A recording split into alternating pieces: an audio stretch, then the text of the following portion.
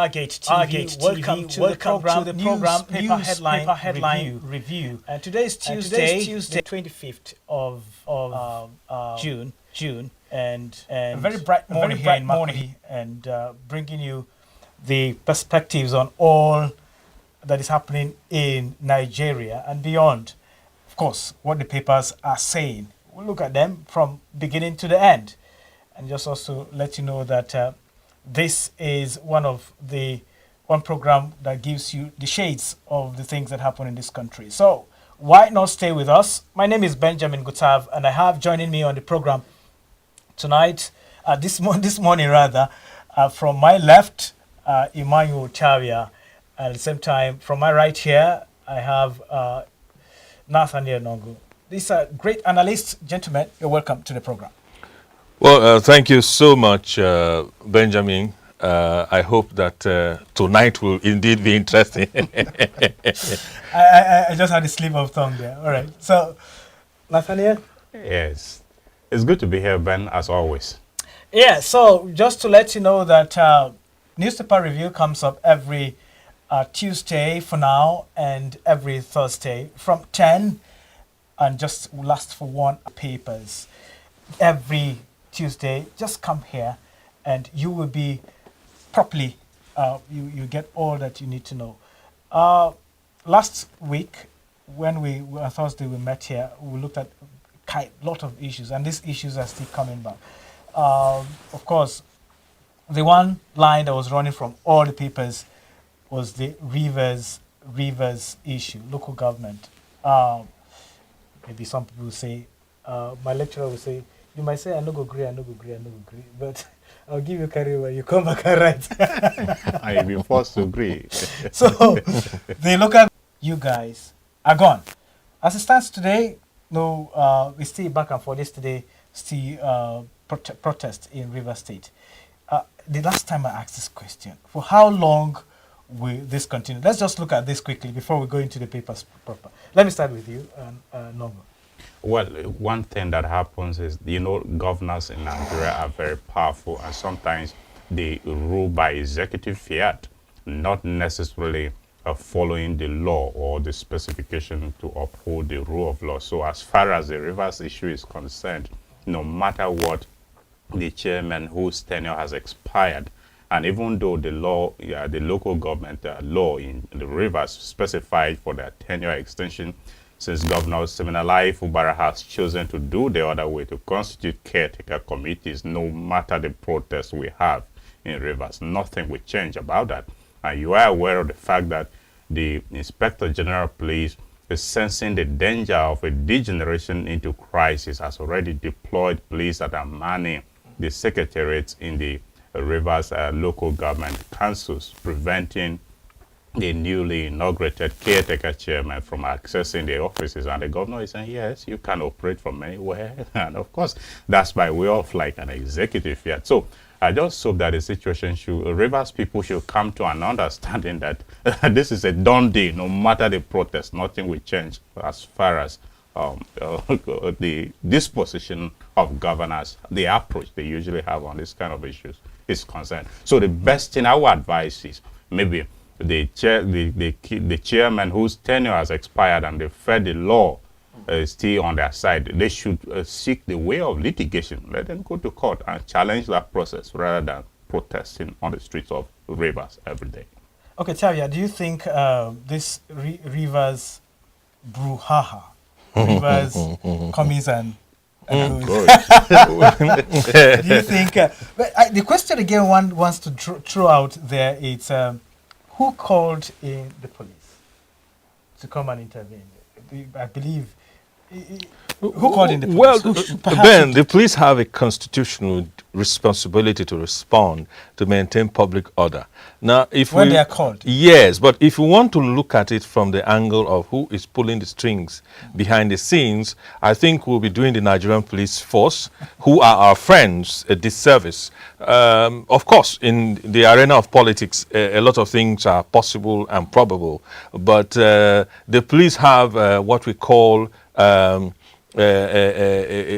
alley-oop from the Constitution that allows them to have a cover-up, even if you believe that someone is behind the scenes pulling the strings, it is their constitutional duty to ensure that the situation in Rivers does not degenerate into a scene where more violence than what is being witnessed occurs. Okay, let's go into the papers, and our first paper to look at today is the Punch newspaper.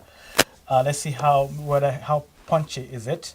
And the banner headline says, Dangote Refinery, operators seek FG intervention as marketers opt for fuel import. And the rider says, dealers slam IOCs and NMDPRA silent amid dirty fuel import accusation. That's the banner headline. And just you have the front page leads, you have above the nameplate, you have minimum wage. Be patient with Tinubu presidency pleads. Be patient with Tinubu presidency pleads. And just beside that, you have cholera spreads to 107 LGs, 1,528 persons infected. This is getting serious. Anti-Sultan plot. Shatima PDP won as Sokoto denies allegation.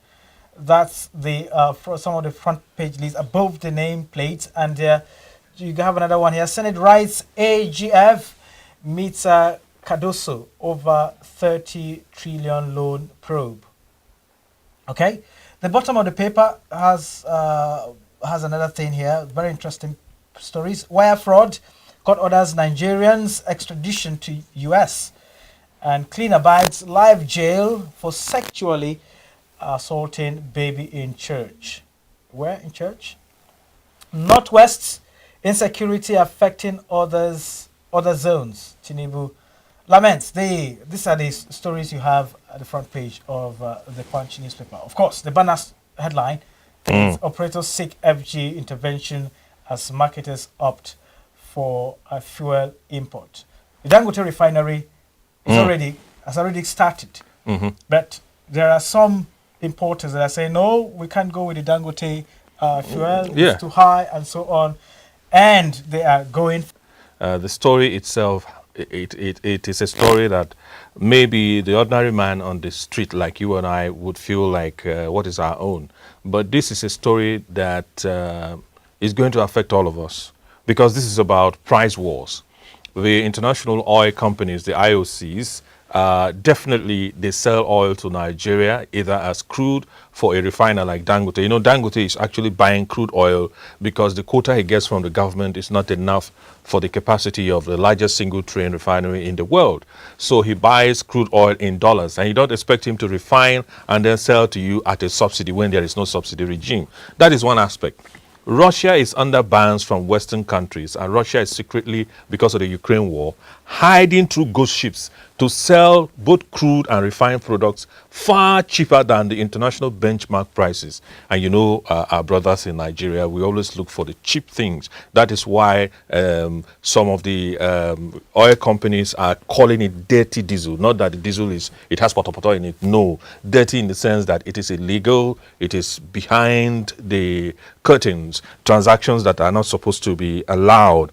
Now, the Independent Petroleum Marketers Association of Nigeria, IPMAN, are accusing Dangote and his colleagues that, look, you are not selling these things to us directly. But here's the funny thing. When Dangote started selling diesel was being sold in the market at about 1,400 or so naira per liter. He crashed it down to 1,000 and then it rose back to 1,002. All of a sudden now, the same persons who were buying diesel at above 1.2, selling at 1.4 plus, are complaining that Dangote diesel is too expensive because suddenly, then, the price of diesel coming into Nigeria is now from foreign sources is now below 1,000 naira per liter. So it's the same thing that happened to Air Peace that is happening to Dangote. Now, it is instructive that this is why federal government's intervention is being sought. I believe maybe Dangote is looking for more crude allocations so that he can sell cheaper, because if you are getting crude from Nigeria, you're not buying in dollars. And because of the fluctuating exchange rate, you don't have the challenges of having to set your price higher. And then IPMAN are saying, look, sell directly to us. Stop selling to us through multinationals who would go to buy from Russia and then sell to us at a cheaper rate. And still come back to you as your main customer and tell you that your diesel is too high. That is why the IPMAN are not picking it up. Guess what? The multinationals don't have outlets as many as IPMAN. So naturally, you must also work with IPMAN as a body. Okay, Nathaniel, looking at this now, although Charlie said the dirty fuel, these people said, are actually not dirty in Quote and unquote. But it has, what the report says, the fuels they buy, they are dirty. Looking at it, what do you think the effect of that particular stuff? The buying, avoiding Dangote and buying from the international marketers, the effect of it on the Nigerian economy? Well, producers around the world, and if marketers are opting for import of fuel, one would have expected that the removal of fuel subsidy will actually curb a lot of issues as far as deregulation of the petroleum sector is concerned. But it's quite unfortunate that despite the removal of the subsidy, we are still grappling with the usual challenges that we keep having in the petroleum sector. Ordinarily, Dangote shouldn't be the leading oil refinery in Nigeria. What happens to the public served Nigerians? We shouldn't be talking about importation of petrol fuel at this time. Rather, like you asked, the impact it will have on the Nigerian, that Dangote is a businessman and he's also protecting his business interests. So sometimes, you know, Nigerians have a way of frustrating their own, because if he's actually going by the market forces to sell the crude, or I mean the refined petrol to them, and they don't want to patronize Dangote on the basis that his rates are rather too high and they prefer to go for the dirty one beyond the shores of Nigeria, capital flight would definitely be there. And the issue of devaluation of our naira to dollar is also there. And by the time the fuel is imported, you know that the average Nigerian will continue to suffer for it, because the import duties and all of that for every average Nigerian, that with the popular phrase of government upon governments, to get our local refineries, the ones we have around Nigeria, to get them working.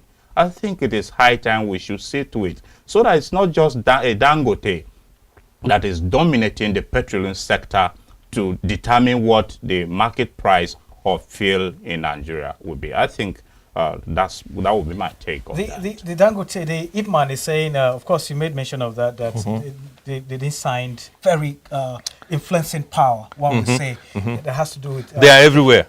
The likes of Fort Oil. You know, Dangote is selling through MRS, which is, of course, a subsidiary of his, owned by his family. It's natural. The comedians will say, who gets somebody on top three way the fruit ripe? No, suppose they eat unripe fruit. So MRS will of course have direct access to Dangote products for both export and sell within Nigeria. And other multinationals like Fort Oil. What some of these multinationals did was, as the refinery project was going on, they bought shares into it. So they are not just customers, they are partners and co-owners. And they can call shots. They can decide who do we sell to and who do we not sell to, because they know that this is a very huge vehicle, and that they are the ones who are strangleholding the whole conversation, because they know once IPMAN will have direct access to the company, and they will sell less than the multinationals. So the multinationals also want to have a long spoon at the table and eat. Let's look at the celebration of Dangote refinery. Many people thought, okay, removal of fuel subsidy, Dangote refinery coming up. We fill up the void. The common man should have that. I expected all these basbos at the initial stage. Remember when we first of all sold GSM licenses about 20 years ago? Remember that some companies came in and were selling SIM cards more expensive than handset at one point in time. It's normal. What we need, like they are clamoring for, let the federal government intervene and make sure that the enabling environment is not stifled. We need more modular refineries. We don't need 10 Dangote-like refineries in Nigeria. It is the modular players who do not have the muscle of Dangote that will even be working with IPMAN to force the bigger boys like Dangote to fall into line, and the common man will benefit, because then it will be a local price war. It will be competitor versus competitor. If we have 10 different active private refineries, maybe Dangote is saying this we want to, and one comes in and wants to make a bang, they can say 800 naira just to crash the price down. Okay, so we look at we hope, because when I was looking at it at first time, I said, okay, fuel subsidy gone. I love that statement. By the way, just to encourage you, since you are representing the masses, Dangote has promised that they will start selling fuel, that is PMS, third week of July. We're already almost in July. Let's see what the price is. But Chavia would serve. Before even that, Yes. not the fuel. Let's talk about diesel first. The diesel that a lot of companies need diesel, yeah. Yes. So what's the price? He's coming into the market, should bring down It has the price. crashed. It crashed it initially by about 400 naira. Now the market has, recalibrated, and it's selling 200 naira or so below what it was before he started selling diesel. This is one of the impacts of having private players in the game. And if we have more, the price will crash. Okay, If we have a 200 naira differential in what we're buying fuel now, Ben, you agree with me that you will shout hallelujah. That is that would be like 750 now. Minus Or 200. Minus 200. That's 600. That's almost. Well, like I was saying, Chavia would serve. For me, the prospects of Dangote being in that sector, much as it excites Nigerians, personally, I'm not excited because, like you mentioned about the modular refineries, we would like to see the public ones functioning to serve Nigerians. There are arguments by Nigerians that it is rather some government officials, some public office holders who may have diverted or siphoned funds meant to benefit the public refineries to get to invest in the Dangote. So for me, he is there filling the void, but I think we should get to get the public ones functioning better than just one private investor driving the market force and determining what happens in that sector. In that way, it will not augur too well for the interest of citizens. That's correct, because of this government has the past. Buhari came, said refineries are coming, Kaduna and rest to come up very soon. Port Harcourt and Warri and all of them. Tinubu is here. They will come up very soon. Yeah. Every government at the end of the year to come up. And when we get to the end of the year, it becomes the following end of the year. Maybe they are up. It's shifting cultivation. The closer you get to it, the farther it gets. All right, let's look at some other stories, lead stories on the page on the Punch newspaper. Minimum wage. The president is urging Nigerians, hey guys, be patient. Even patient is not going to be patient. Even patience. Be patient. Be patient with how much? Which is what Nigerians are asking. Make a proposal. Already the tripartite committee has submitted its own report to the secretary to the government of the federation. And the president acknowledged that yes, he's in receipt of that and will approve what Nigeria can afford to pay. So if you are telling the labor or Nigerians in general, be patient with us. Yes, be patient with us. This is what we are proposing. Yes, we'll fine-tune it. He promised on the day of democracy in his speech that he is going to transmit a bill to the National Assembly. So one would expect that by now the federal government should be rolling out plans on what the minimum wage has been agitated for, what the tripartite committee may have recommended, and what he says he is going to approve what Nigeria can afford to pay. Yes, if the patience, the elasticity of the patience is getting to warriors, because this shouldn't be a debate anymore. Our patience is no longer a rubber band. Absolutely, because the current 30,000 naira has long expired. It is no longer the one that is to be implemented. So a new law should come in place by now. The president should have transmitted the bill which he promised. The spirit of the anthem change should dominate the conversation. It shouldn't be just about patience. Patience should be coming with some actions. Okay, Talia, look at this. From what he has said and from the other things I've watched government do, I think government has a challenge with timelines. Well, Ben, I would like to, I would have loved not to comment on this because as part of the masses, one is eagerly waiting for this new national minimum wage, not just because you would have more spending power, but because with a new minimum wage, spending from, the rich man's spending does not stimulate the economy because the services and goods they spend on are not readily available in your environment. Sometimes they go on vacation outside Nigeria. they want to get healthcare outside Nigeria. Ben, is the likes of you and I and the man out there that spend their money within their community stimulating the local economy. So the more money you put into the hands of you and I, a matter of fact, I suggest the federal government should start sharing palliatives to you and I so that we can stimulate the local economy. But on a more serious note, anything government is interested in happens with alacrity, such as the change in the national anthem. I mean, we heard it in the morning and in the evening it was done. That is to show you that the political will to execute is there. We have been haggling since last year about the new national minimum wage. And before now, the past administration, the conversation have been going on and on and on and on. It does appear to the common man like this is not an important thing. The other headlines will reveal where the heart of government is. Yes. So being patient, as a matter of fact, the hardship and everything is not being patient. It's not conducive for patience. Tinubu, the presidency may be asking Nigerians and Labour to be patient, but the hardship in the country is not being patient with us. I was just talking about the price of tomatoes is very impatient. Absolutely. I was talking about a loaf of bread, very impatient. I was talking of timelines. Yes. If you said, okay, if you go to pay school fees. That is why I was explaining that anything government is interested in Yes. happens with alacrity. But anything government is not interested in, they don't even recognize timelines. So the president should have just told us that be patient next week. Yes. Or this is how much we are considering, but be patient. No details. The bill. No details. I think some of the things that have happened with immediate effect in this country is that subsidy gone freeze. And the national anthem, these are the things that, so far as the Tinubu government is concerned, They were not patient. These are the immediate things that have happened. They were not without patient. any sense of Without asking consultation. people to be patient. No committees were set. No committee was set for, Not- for Subsidy gone. It was just with a pronouncement. And it was and gone. it took effect And you see, immediately. the president can just say, hey, workers, 150, Yes. 250. And it's Minimum done. wage. Okay, let's go to the next paper.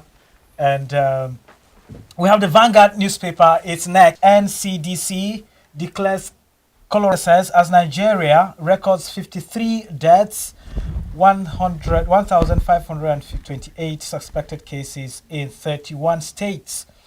Death toll in Lagos hits 29 with 579 suspected cases, 30 patients on admission, investigation ongoing to reveal source of outbreak. Vaccine not available in public hospitals. Lagos engage a Danish firm to construct 100 public toilets. Ogun records 1 death and 25 suspected cases. Just some front page leads there. Shatima to Sokoto government guard Sultan jealously. He is an institution. My government won't slow down until insecurity is eliminated.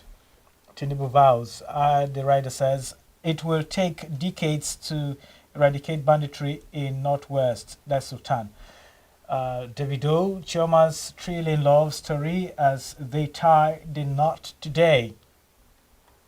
Okay, and the bottom of the story says Rivers crisis, ex-Algier chairpersons flout. Police order, stage protests, and others there. Boko Haram abducts High Court judge, wife, 2 others. And minimum wage again. Approved 250,000 naira, demand to match inflationary trend. Labour test Tinubu. And Sport Napoli to drop asking price for Osimhen. Many stories. I'm always interested in the Vanguard cartoon story there. Before we go to the banner headline, let's just take that banner, that cartoon. Mr. and Mrs., will you stop this embarrassment? Niger, I didn't get that word. How can you marry? How can I marry you when I am already married? I know it is too late for now. I want to marry you when we come back to the world. I want to be the first in something. Anyway, but that's not the major issue. The major issue is about the cholera emergency. Last time we talked about it, and we said the emergency is about coming. Here we are. Yeah, one thing people need to remember is that cholera is a food and waterborne disease. So while we have been harping on controlling our sources of power, of potable water, and also even the water you use to wash clothes, the water that you don't really take cognizance of, cholera could be, it could be harboring cholera. Besides that, food.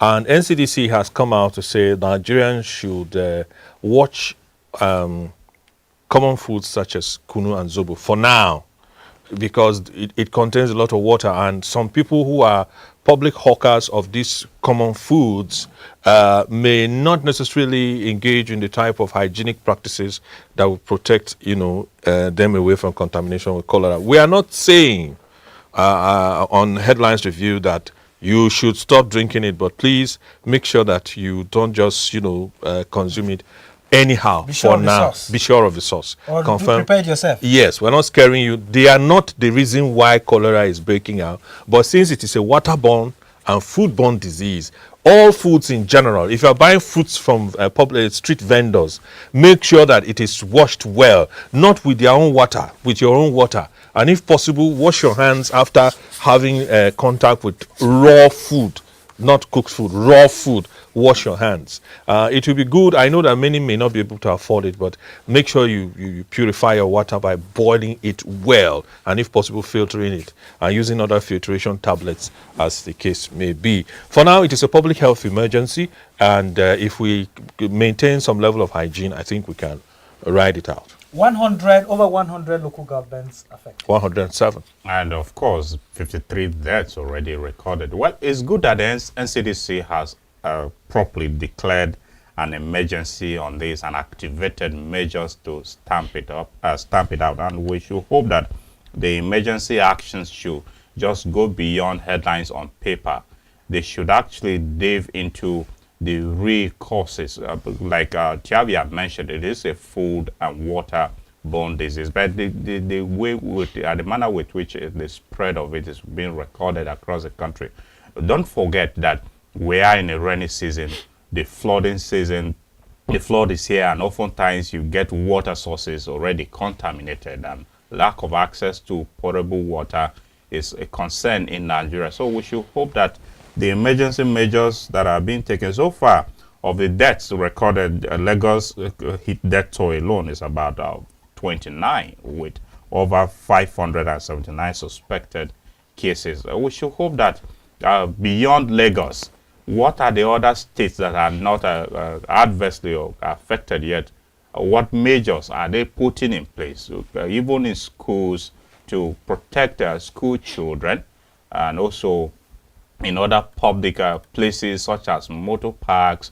The measure of the Lagos government engaging a firm to construct 100 public toilets. Yes, because in some public places, in market squares, public squares, you go, there are no even toileting facilities, or even where they exist, there is no water available for people to use such facilities, so you just find them being messed up. So we should hope that the challenge of open defecation should also be amply curtailed in our country, because these are some of the sources of this infestation of cholera, and that NCDC has declared an emergency on it. We should hope that the other states that have not recorded serious cases yet should also activate such emergency measures to curtail the menace of these. All right, we'll go on a short break, and when we come back, we will continue with the newspaper headlines. Don't go away.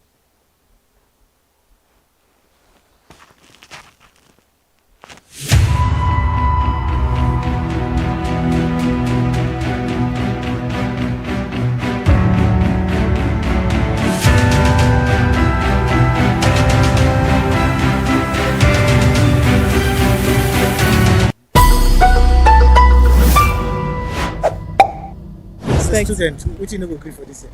Failure in academics. Any area at all. No, just agree. If lecturer talk to me, I will agree for her because in be superior over me now. Anybody they try to oppress me, actually, I don't agree for her. Hit me, but I wipe your iron normally. First, me, I don't agree for myself.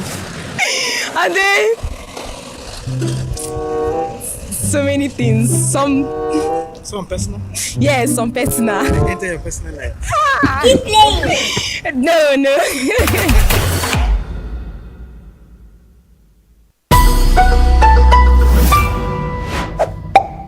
As a student, which you no go gree for this year? Failure in academics. Any area at all. No just gree. If lecturer talk to me, I will gree for am because him be superior over me now. Anybody dey try oppress me actually, I no agree for am. Hit me bottle, I wipe your iron normally. First, me, I don't agree for myself. And then so many things. Some personal. yes, some personal. Enter your personal life. Keep playing. No.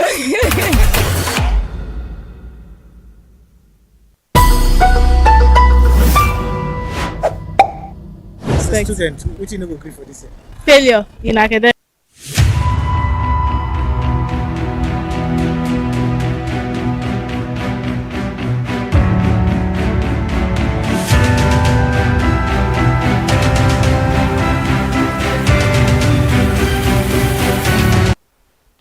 All right, you're welcome back to Argate. Welcome back to the program, Newspaper Headlines Review on Argate TV. And we're still talking about the papers, looking at them, looking at the stories that are making headlines here. Before we go to the next paper, quickly, I want to look at it. Last time when we discussed it again, we talked about the politics dabbling into the traditional institution. Sokoto is having a coloration of that.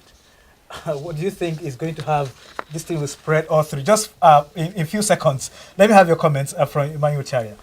A lot of parties are already throwing accusations, making accusations, allegations, and counter allegations. We just hope that this does not become a common theme. The last time politics and traditional institutions had this kind of disagreements in the First Republic, it did not end well. And I just hope that our politicians don't play too much to the gallery and overestimate their powers. From Rivers to Sokoto, from one extreme to the other, we're having different types of battles. And our traditional institutions should also be diplomatic enough, learn from the British monarchy. Nogo. Yes, Gustave, for me, I think no matter how this may try to rear its ugly head into the sultanate, that is the Sokoto Sultan, the Sultan of Sokoto, right?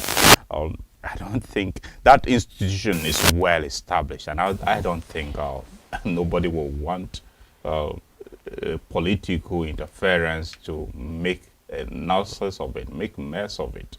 So no matter what happens, we shouldn't be seen to allow political colorations to even go into the traditional. The Sultanate has been there for ages.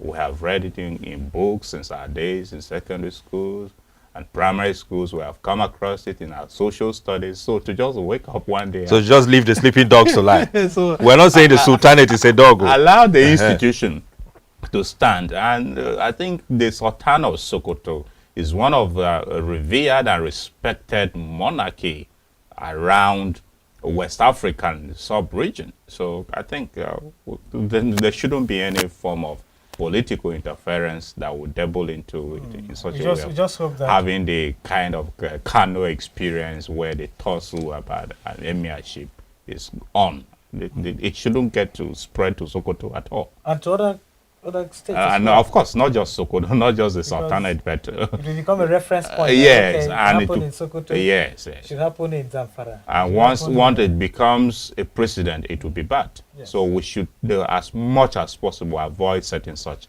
precedents. Okay, let's go to the Daily Times. Daily Times is carrying a different story altogether, not the usual one we've been Cholera, Rivers, and Dangote and the rest. Daily Times says, purchase of new presidential jets insensitive. Profligate, says PRP. And the writer says, wants Tinubu to step down project, asks federal government to focus on delivering tangible benefits to Nigerian people. Okay. Above the nameplate, you have, we have not abandoned probing Buhari's 30 trillion ways and means, says Senate. Just down below the paper here, bottom of the paper, Tinubu reiterates commitment to tackle insecurity in Northwest. That is nation. Other ones are coming there, but we can't discuss all of them at the same time. Let's look at this banner's headline story. Purchase of new presidential jets insensitive. Says PRP, does the president need this now? Considering the fact that the same office is asking Nigerians to be patient, on behalf of the masses, I would boldly say that the president does not need a new jet, not just because there is a lot that needs to be done to help the people live with the current hardship, but also because the presidency currently maintains a fleet of 6 aircrafts. 6 aircrafts. Namely, I had to write this down to make sure that I get it correct. A Boeing 737, that's not a small aircraft. A Gulfstream G550, that is an executive jet. A Gulfstream GV, 2 Falcon 7Xs, and a Challenger CL605, as well as 6 helicopters, 2 Augusta 139s and 4 Augusta 189s. That is almost at par with the U.S. presidential fleet. Is our economy like that of the U.S.? No. Is our minimum wage the same with the U.S.? No. Do Nigerians have the kind of health care that our president enjoys equivalent to the U.S. president? No. Can we enjoy the same privileges in terms of education that the presidency and the family of those in the presidency can enjoy, like the president of the U.S. enjoy? A matter of fact, the U.S. president has to send their children to public schools. In our country, the reverse is the case. So now, if whatever is good for as Zebediah would say, whatever is good for the goose is good for the agenda. So if you are asking us to be patient, and you are maintaining 6 jets in your fleet as the president and 6 helicopters, and you now want to add more, remember that once they came into office, they removed subsidy and approved over 14 billion naira for maintenance of these jets, besides the expenses of traveling from here abroad to and fro. Buhari, who promised to sell the presidential fleet, ended up spending over 50 billion naira in 8 years to maintain the presidential fleet. And this is why the opposition candidate in the last elections keeps on harping on these issues, and PRP keep on saying what they say, and people are saying profligate. Because at a time when we are complaining we can't pay minimum wage, we are looking at spending billions to buy more jets for the presidential fleet. Do we want to start Air Presidencia? What a question. Just before I go, Ngutal, the president of Kenya a few days ago was explaining to the Kenyan public the fact that he traveled by Kenya Air and spent half the amount of money. He refused to even travel in first class. Okay, so now we'll look at this. So at a time, Nigerians are actually crying about hardship. What is the priority about presidential jet at this time? And like Chavia rightly pointed out, this is the same government. In the other headline we read on one of the papers, the presidency was asking for patience about minimum wage. Why is the presidency not being patient about getting the presidential jet for the president? Is that a priority? Since we are calling for patience, what impact would that have on the common man on the street, the average Nigerian? So at a time that the cost of governance is going way high, and our leaders are not cutting down expenses, billions of money, billions of taxpayers' money, our commonwealth is being invested on getting a presidential jet at this time, in our critical moment, in our dire moment of economic hardship facing Nigerians. That's highly insensitive. I'm not speaking for the president, but I don't know the conditions of the jets that are in his fleet now. they may not be very strong. Yeah. So that's another. Why not think? Well, you are not. You claim not to be speaking for the president, but on behalf of the masses, I would like to say you are being elitist. No, just look at it. It could Yeah, be that yeah. Some of the jets, according to reports, have developed technique. Like in his last visit to Saudi Arabia, the presidential jet, executive luxury Boeing 737, developed a technical issue, and it has been in rehabilitation since. And also on the way to Netherlands, it had a technical. One of the jets had a technical snag and all whatnot, and the president had to board a commercial flight. Now, with the kinds of sums that have been appropriated on this presidential fleet since coming into power, there should be value for money. And then there is such a thing as moderation. There are times when certain things have the optics of turning people off, like, man, it's just like going to a funeral wake and then cracking jokes. I mean, we know you're a funny dude, but this is not the arena for such. Right now, Nigeria is not the place where people want to hear you making purchases of certain things. We should be seen, or the presidency should be seen to be leading by example, like the other a while ago. Why is it that there seems to be an urgent timeline for this matter? Like I did say, anything that the Ogas are interested in, the timelines appear and they are very, very immediate. So we should tell the president, please, you can Be patient. Yeah, you be patient, or you can fly any of the. Yeah. Air Peace can afford to give him a jet. Yeah. Okay, that's fine. Mr. President. You appear not to be happy. Yeah. I'm looking at Nogo, the please safety. help me out. I'm looking at the safety of the president. He Because appears he's to the be. number one citizen of the country. So We agree. Yeah. We agree. He's our commander. He's the number one citizen, and we believe that there are other options that he can travel with that would still give him comfort, and then most importantly, value for money. Every single saving we can make right now is If the important. president is going for 2, we'll tell him, please reduce it to 1, because he has been reducing the minimum wage negotiation as well. So reduce to 1 Well. or reduce to reduce to 1. We don't know how many you want to buy. But let's go to the Nation's newspaper, and the Nation newspaper is again carrying a very interesting topic. This topic has been on the lips of many Nigerians and governors as well. The Nation's newspaper says why we insist on a state police by southern governors.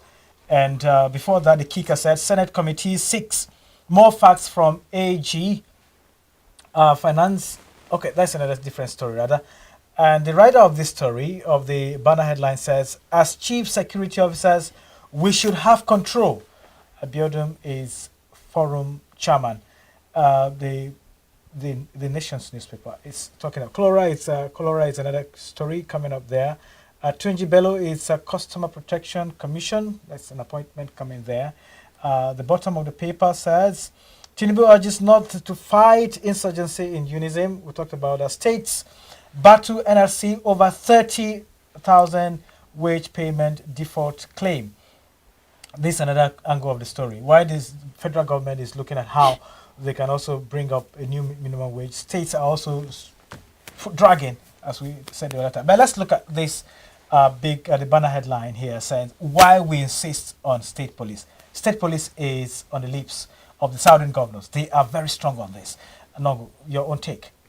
I am one of those who also believe that Nigeria is ripe for a state police, not just the southern governors. In fact, I support them in total over this backing to the state police. Yes, there have been agitations for it for quite a long time. It's taken a long time to come, and people also make excuses that when we introduce state police, state governors will hijack it. Yes, the state police has not been there, but governors who want to hijack even the federal police have been hijacking it. And of course, when we have breaches of insecurity in any part of the state, sometimes governors seem helpless, given that the command structure of the police seem to be over-centralized. So it is high time we should look in the direction, given the rise in insecurity in this country. It is high time the issue of state police is given a more serious bite. And I'm happy that the southern governors are also throwing their weight behind this. And if we should have state police in the country, it will go a long way in addressing the ravaging insecurity. Yesterday in the Northwest, where President Tinubu met with the governors there and other policymakers, lawmakers, and represented by the vice president, it was also the issue of insecurity. In the other headlines we saw earlier, you read his comment, you read the move of the president lamenting insecurity in the Northwest and also the Southern. These are all issues that needs to be decisively dealt with, and the commanding structure of the federal police as it is grossly inadequate. Even the personnel of the police is grossly inadequate. The ones we have available, you find out that a number of them are attached to VIPs, giving them cover, while Nigerians, who's ordinary Nigerians in the local communities who deserves to be policed, to be given their serious security, are left vulnerable, defenseless, and helpless. So it is high time we should bring state police to add to the force, to give in the fight against insecurity a more serious bite to address it. So I fully support not just the southern governors, but anybody who is in support of the state police. This is also my position that Nigeria is right for us to have the state police. Chavia, look at state police. If we have state police now, are we going to stay? Is it going? Does it paint the picture that we still have the federal powers controlling them, or the governors will be the ones here? The governors, Nongo, shots? as the chief security officers, of course, will be in charge of the police at the state level. They will be independent of the federal government. The federal police, I guess, would now be left to tackle organized crime that is across state borders, criminal activities that involves more than, that spreads beyond one state. Of course, some people think that state police will help solve the farmer header crisis to an extent, but not completely, because at the end of the day, since this is a multi-state challenge, it will still be the federal police that will be tasked with handling it. That is what will play out in the end. However, like Nongo did say, this would help to give more bite to the fight against insecurity. Well, I would want, for the sake of conversation and argument, to take the other side of the debate. So, thus far, we have a situation where local governments somehow found themselves under the control of governors. How has that experience gone? Are we not sure that this is a move by governors to gain another avenue to have some level of control, even after local governments are no longer under the stranglehold of state governments? Because whoever controls security controls what happens in any locality. I guess maybe the governors are now creatively looking for a way out. On the surface, it doesn't appear like that, but as a representative of the masses, as a speaker of the streets, one likes to always see things from the angle of those who are always suspicious. We hope that state security, state policing will not be seized for other purposes. It would be used the way it ought to be used for the benefit of the common man. If that happens, Gusava, can assure you that insecurity, the way we have it now, will die a slow and steady death. Nongo said he's going for state police. You also think that state police is good. Is good. But look at this. Any sitting governor, when any sitting governor or government conducts a local government election, do you see the opposition winning? With state police? No, I'm just talking. Now that they don't even have state police? No, with the state INEC or with the state. Okay. Body, with the state electoral body. Which goes to speak to what I mentioned earlier. Now that we don't even have the state police, the governors who want to have their way around, even the federal police are doing it. So that is the fear. So it doesn't change anything? It doesn't. It doesn't add up. With the it's just the same electoral thing. body. Okay. Any government that conducts, any sitting government or any sitting governor or the ruling party, whichever, that conducts local government election wins 100%. Of course. Now, does it mean with state police? No. Does it mean the other parties? That means the truth is they control. Yeah. Election. I think one of the major things is if we have state police, we eliminate the excuses where governors say, I do not have control over the security apparatus of my state. The disadvantage and advantage of that, which one it's more? Well, I it's throw it to two of you. it's high time. The It's advantage and disadvantage. The truth is, Gustav, the advantages are there, and there are also disadvantages. But even with the federal police, have we not been having the disadvantages Yes. and the advantages? Yes. No, but which is more? Which is more? So for me, like given the rising insecurity that it is becoming a serious concern, the advantages of having the state police at this particular time far outweigh, because right now the country is grappling with the challenge of insecurity ranging from banditry, headers, attacks, and invasions on our farming communities, a clear case of terrorism, just kidnapping, courtesans. Several of these are ravaging, and some of these, of course, the federal police sometimes define their priorities on high-profile cases, the ones that are happening in the local communities, in our villages. But they think it's something that should be vigilantes handling that. So if we have the state police, some of these where the limit of the federal police cannot go, the state police will be there to cover. So if the federal government miraculously settles insecurity issue, will this conversation still come up? It will come up, Ngutsav. The reason is, there is something known as native intelligence, local intelligence. Besides the header farmer crisis, there are other security issues that people are not paying so much attention to. And those are also still rearing. Like there are parts, come back to our state, for instance, Benue State. Let's look at our local example. We have the anti-open grazing and ranches establishment law, right, which was passed by the government of the immediate past governor, His Excellency Samuel Otom. The ability to implement that law has been really lacking because you do not have the security apparatus that you control that has a legal backing to enforce such a law. So whether we miraculously solve these so-called national security problems or not, there are local challenges that we must deal with. Remember, in the southeast, it is hip hop, not really farmer header issues. In the northwest, it's something else. In the northeast, it's something else. Then when these issues disappear, remember, before now we had interstate border clashes, we had intrastate land disputes and wars. In Benue, we have clashes between some local governments and others. But when you have control of the security apparatus as a governor, it eliminates the excuse of lack of control. Yes, like you were asking, Nongo, there are advantages and there are also disadvantages. However, the right thing to be done for the development of even democracy is for policing to be returned to the grassroots level.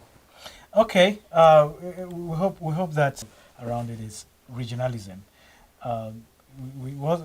In a way, there is what we call a state security outfits coming up in many states. So more or less, if the federal government says, no, we won't grant you the state police. But they already have, the next thing they'll be asking is, okay, grant us the license for the state security, for the state security outfit formed by the state government to carry guns. Of course, because like you said, like you mentioned, some of the local community, local security outfits, the states are floating the same equercy of the state police. You have a Motekom in the southwest. Yes, in the northwest, the Sokoto and some of the states also have the community guards. JTF, and back here in Benue, we have the community volunteer guards as well as the livestock guards. Of course, the present administration is initiating the civil protection guards. These are quasi security outfits that bear the semblance of state police. The ground is fertile for state police, actually. Okay, let's go to This Day newspaper, and because this probably will be our last paper for today. The This Day newspaper is talking about, it says, Tinubu, that's the banner headline, we can't achieve security, peace without dealing with historical injustices. And the rider says, declares his government won't slow down until Nigeria is completely safe. Says current security strategies already yielding results. ME6 local solutions to terrorism, insurgency, to celebrate 161 years of existence. And the other story that has been making the headlines on social media as well, and which this day is taken here, is Sani Atiku's visit to Buhari, IBB Abdusalami, part of northern plot for 2027. Says plan is to use Buhari to upstage Tinubu. Let's look at these two stories quickly so we can wrap up. Tinubu, of course, is an assurance we can't achieve security, peace without dealing with historical injustices. Okay, where my interest is the historical injustices. So, what are those historical injustices? For me, I would say, of course, the Middle Belt is also ripe for presidency. Absolutely, because these are some of the injustices. The former governor of Benue State had always, that's former governor Samuel Utom, we always talk about the injustice meted on his people. Sometimes, for instance, let's look at the example of security, because the president is also talking about this within the context of security. The injustice meted on the people of the Middle Belt region, from Benue to Plateau to Southern Kaduna, there are killings, open killings, for no reasons, and the root causes of these killings are not addressed.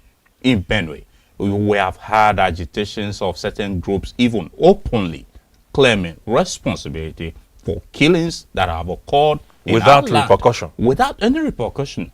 These people are known. They are never arrested. So injustice meted on people in terms of killing, and even the political appointments, there have been marginalization. Even the calculations about who becomes a president or a running presidential mate and all of that, several injustices. There is imbalance in the system. If you go down to the South, the Ogoni people over time have cried about a marginalization. They have cried about imbalance in the federal structure, that even the oil that is in their backyard, they are not benefiting from it. So all these are historical injustices that I think the president was referring to. For security to be achieved, some of these could be possibly addressed.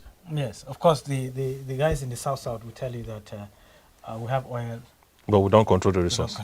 Yes, so it's part of the injustice. Well, because of time, I would only say that the president is absolutely spot on, and may he live long to actualize some of the ideals that he has, because the people will benefit from it. That's a true statement. Let him not just be the talker. You do. Let him address the injustices. Let him not exercise any patience in addressing these historical injustices. Okay, I think Sani is actually giving us a pregnant narrative here. We don't know. He said Atiku's visit to Buhari, IBB, Abdusalam, part of northern plots to this Sani talking about. We don't know, but the story, Atiku visited Buhari, visited IBB, Abdusalami. You see, my worry is politicians have a tenure of 4 years. Just 1 year gone, and plus for the next dispensation. Why is it that politicians think they will never die and they must have to live to see the next dispensation? So for me, I think the whole thing about 2027 is starting way too early. But the question again to ask is, what is Buhari himself talking about minimum wage? What is IBB talking about minimum wage? What is Abdusalami telling Tinubu about the minimum wage? It's 2027. Is where their concern should be. What is Atiku himself saying 2027 about minimum They will wage? speak in 2027. Okay, indeed, they want to speak. Maybe Nigerians should also speak to them in a language they will understand. And of course, that is where we have to draw the curtains for today. Our newspaper headlines review. Sincerely, thank you for being part of this program. Thank you, Emmanuel Tavia, for being part of the show. And again, thank you, Nathaniel Nongo. Thank you, gentlemen, for making this episode an interesting one. My name is Benjamin Gutab. I wish you the very best of the day. Don't stop watching Our Gate TV. Of course, Again, you can follow us on all our socials and be part of it. You can also follow us with our radio on our page and listen to our radio as well. I get Radio 95.5. There too, you get informed. My name is again Benjamin Gutal. Wishing you the best of the day. Bye for now.